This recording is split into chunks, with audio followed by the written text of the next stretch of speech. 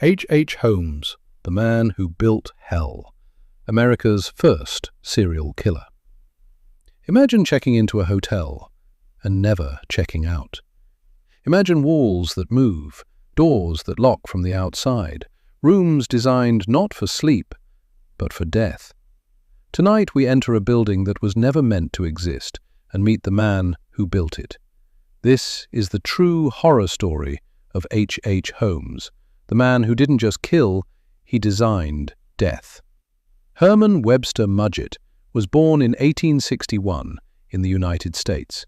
He was intelligent, well-spoken, polite. People trusted him instantly. As a child, he was fascinated by skeletons, dead bodies, fear. While other children ran from death, he leaned closer. Later, he changed his name, a new identity, a cleaner face. H. Holmes was born.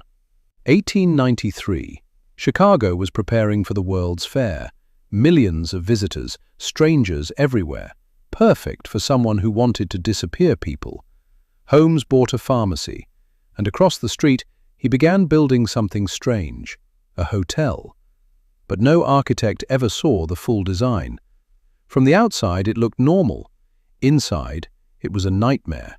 The hotel had soundproof rooms, doors that locked only from outside, staircases leading to nowhere, trapdoors in the floor, chutes dropping bodies to the basement. Some rooms had gas lines, others had no windows. Guests would enter and slowly realize something was wrong. By then, it was too late. Holmes targeted young women, employees, travelers with no family nearby. He promised jobs, love, marriage. Then he trapped them. Some suffocated in sealed rooms. Some were poisoned with gas. Some were locked inside until hunger finished the job. Below the hotel, in the basement, waited something worse. In the basement, police later found dissection tables, surgical tools, acid vats, burn pits. Holmes would strip flesh from bones, clean skeletons, sell them to medical schools.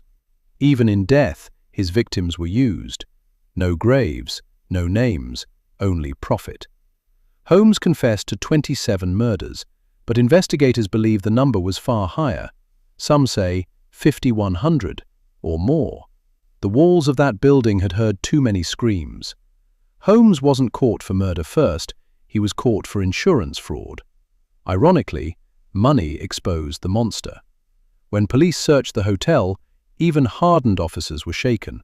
One officer said, "This building was built by the devil himself." Holmes was sentenced to death in 1896. Before execution, he made one final request. He asked to be buried in cement. Why? Because he feared someone would do to his body what he had done to others. Even in death, he was afraid. On the gallows, Holmes showed no fear, no regret, no emotion. When the trapdoor opened, he didn't die immediately. He slowly strangled for 15 minutes. Witnesses watched silently as the man who built rooms of suffocation finally learned how it felt. The murder castle was later destroyed, but people still claim if you stand on that ground at night, you can hear doors locking, gas hissing, footsteps with nowhere to go. Because some buildings don't forget, and some horrors are built to last.